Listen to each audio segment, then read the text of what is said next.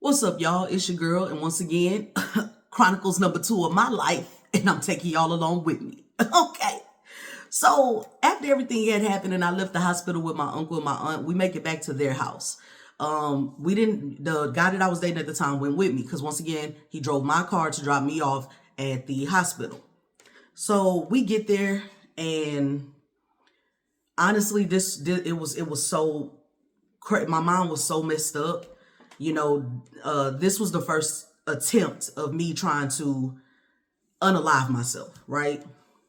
I don't know if my aunt, because I went to go take a bath, and I don't know if my aunt just felt like I had been in the restroom too long or what it may have been, but and plus I was drinking too, so everything was just, it was crazy.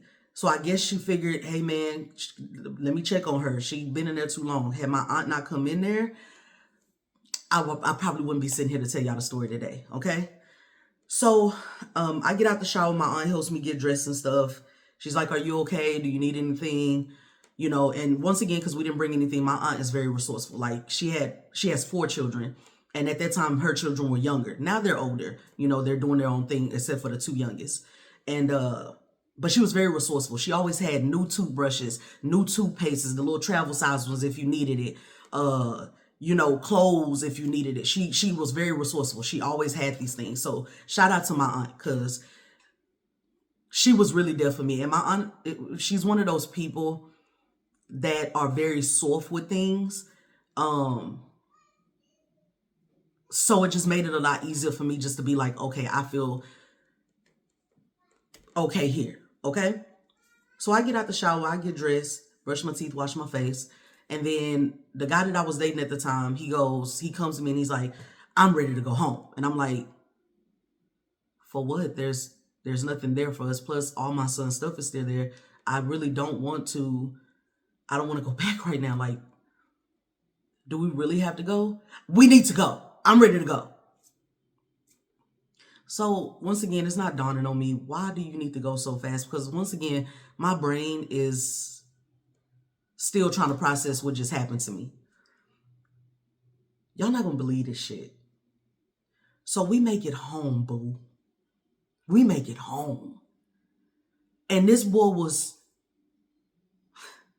the reason this boy wanted to go home so bad is because he needed to have a conversation with his white girl, okay? Let me explain something to y'all. Let me explain something to y'all. I had never seen any signs of anything out of the norm with this person. I had never seen anything that would point me to believe that this person is messing with white girl.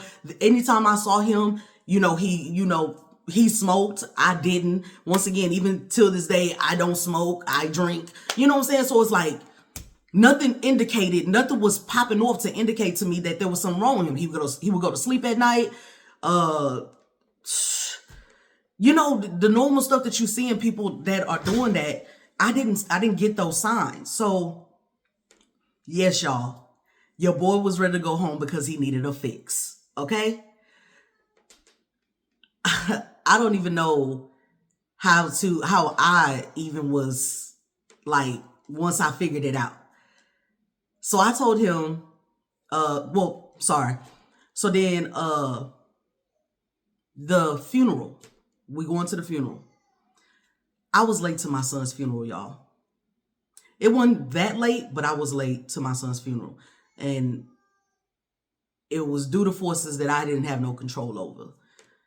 I went to go get my legs waxed because to pay tribute, if y'all ever really just see me, y'all will never see me in a dress.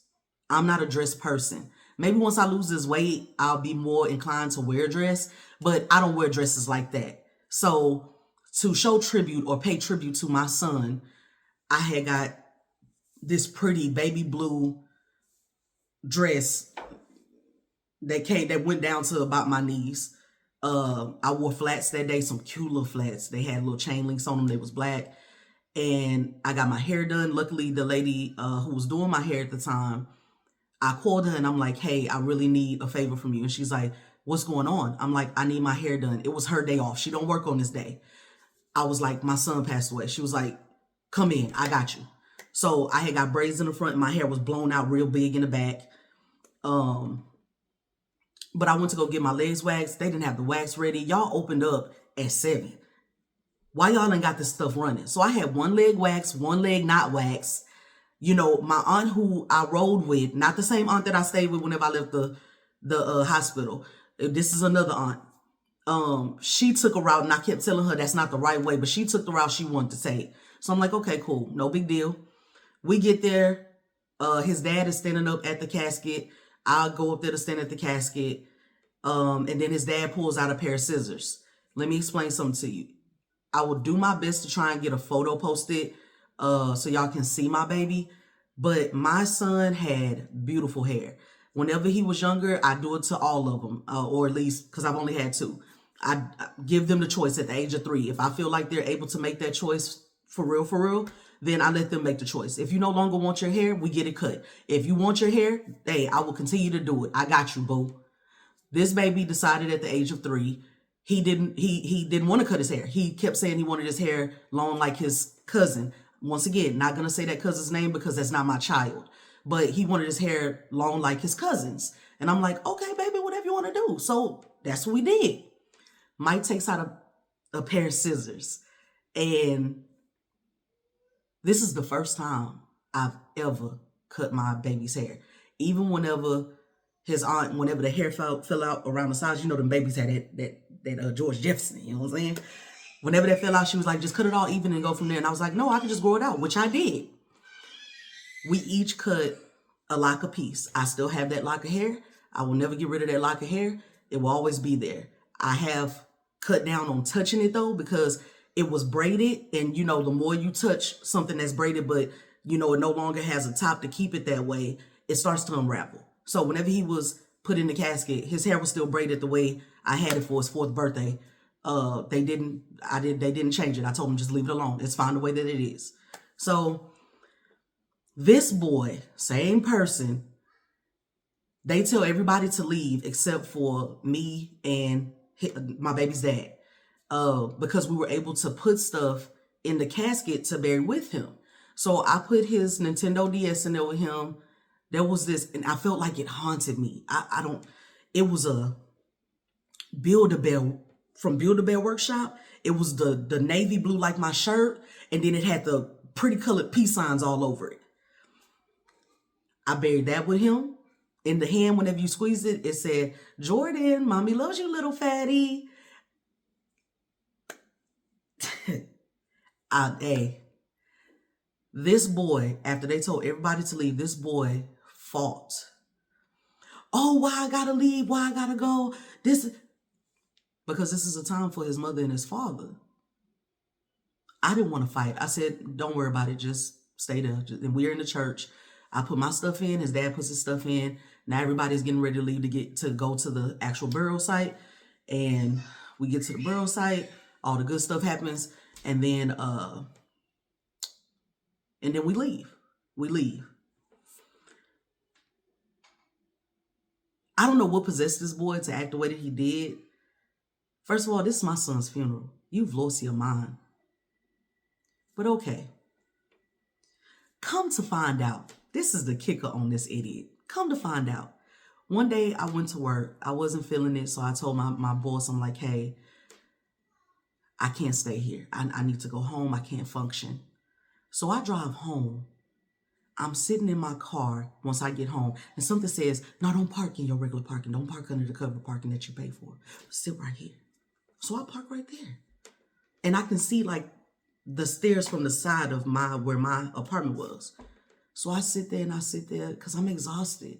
I'm just tired.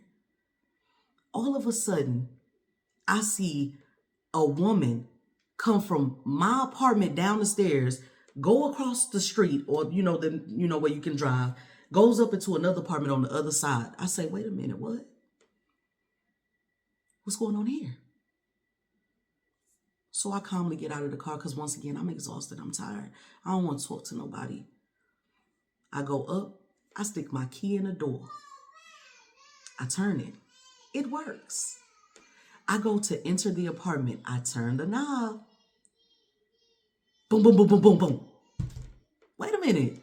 Why can't I open the door? What's going on here? I live here. I have a key and I pay half the rent. What is this? The deadbolt was on, y'all. The fucking deadbolt was on. Why is the deadbolt on? So I knock on the door. I'm like, hey, come open the door. So this boy comes to the door, and I know at this point I know what didn't happen or what's been going on. You come to the door with no shirt on. You got on a pair of slacks with no underwear on. Why are you wearing slacks?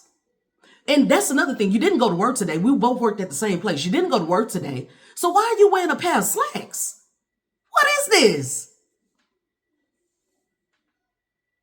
Okay. So I politely tell him, I know what you've been doing. I saw that girl come down from my apartment. I saw her go across the street up into that other apartment. And that's that same girl, because one night I was, once again, big in my back because he feed me stuff once I got home that would just sit on me because as soon as I ate, I laid down. She was out there and I asked him because she was like looking at us and I'm like, do you know? Because we were walking the complex. Do you know her? I don't know her. I ain't never seen her before. You sure? Because she looking at us like she know us. Like, he knew her. He definitely knew her. Inside and out. Yeah, he knew her. So I politely tell him, hey, I will be back to pick up my stuff. Please don't destroy any of my things. Please don't destroy any of my son's things. I will be back to pick it up and I'll be out of your hair. What are you talking about? She just came over here to get some sugar. She got some sugar, all right. She got more than just sugar, okay? She got sugar. She got lollipops. She got popsicles. She got a lot of sugar. She got cake. She got a lot of sugar, baby. Don't worry about it. I understand. I'm going to politely leave. I will be back to pick my stuff up. Now, the reason I told him I would be back to pick my stuff up is because I knew I couldn't put everything inside of my 2008 Mazda 3. Like, if anybody has seen this car, you know I can't get a lot of stuff in this car. So I call my mom. My mom comes with me. It's later on this night. I go knock. I use my key to get into the door. The door actually does open this time. He's sitting on the couch and he was like, you're not going anywhere. And I'm like, what are you talking about? All I want to do is pack my stuff. And honestly, you could have had my stuff packed already. Now, I did ask you not to destroy anything, but you actually taking the initiative to get my stuff together so I can go. You could have did that. You're not going anywhere. I don't understand what the problem is. Baby, the problem is that I don't like to share, okay? If you felt like you couldn't be faithful, it wasn't nothing for you to sit up there and tell me, Kanisha, look, hey, this is done. I can't deal with this. Whatever your reason was behind why you were doing what you were doing. I would have politely said, okay, no problems. I didn't want no problems. There was no need for me to sit up there and argue with you.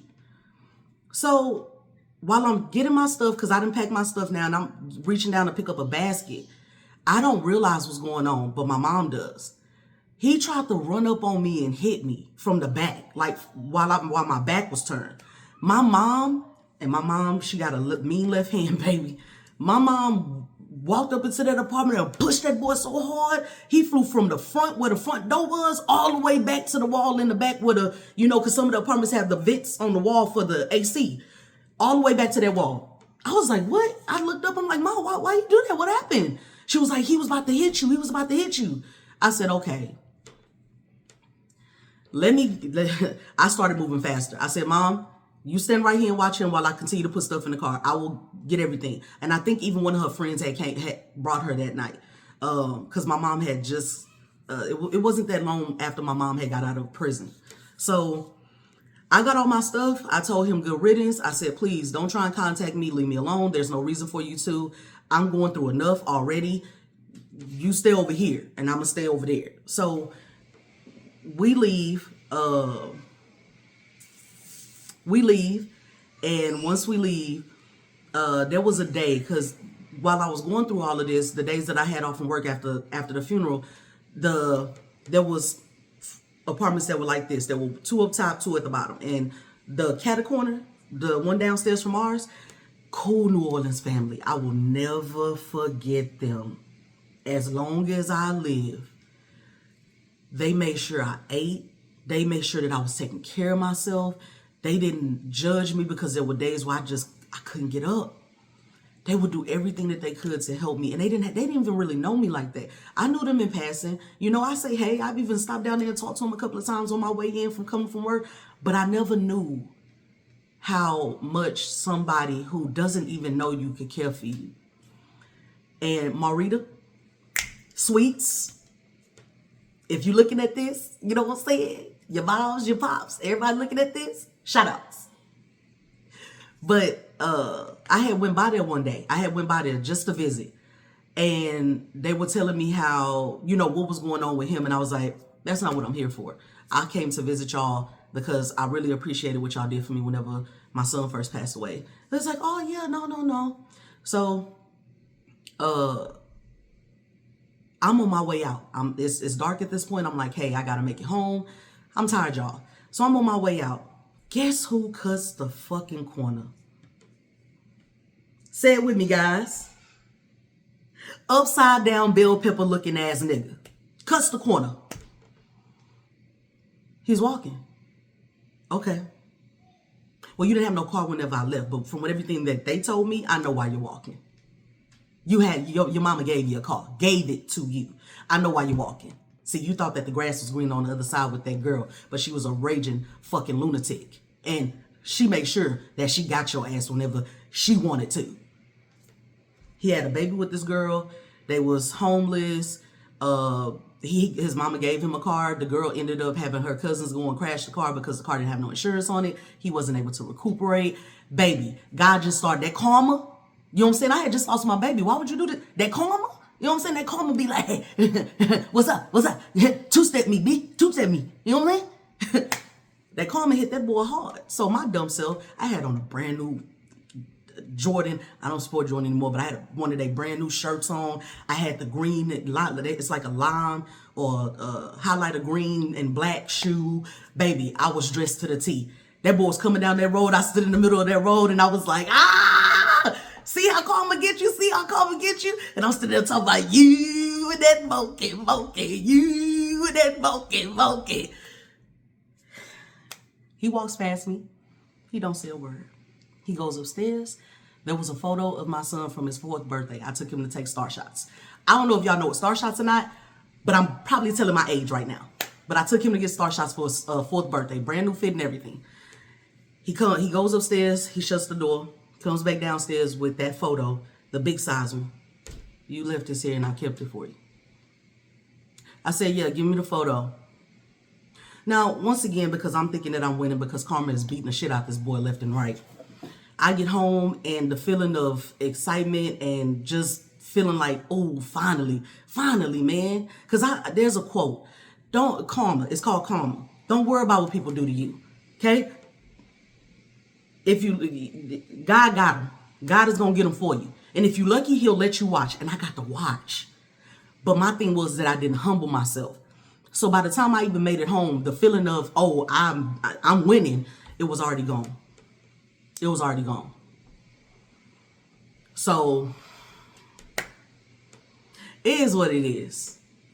I'm going to go ahead and stop it here. You know what I'm saying? Because I'm already 18 minutes in and I know y'all got shit to do. Okay? Y'all got shit to do. Okay? I'm going to go ahead and stop it here. Chronicles of My Life #3 is coming out. So be ready. Get your Takis, get your popcorn. Because it's going to be a banger too. All right? Peace out.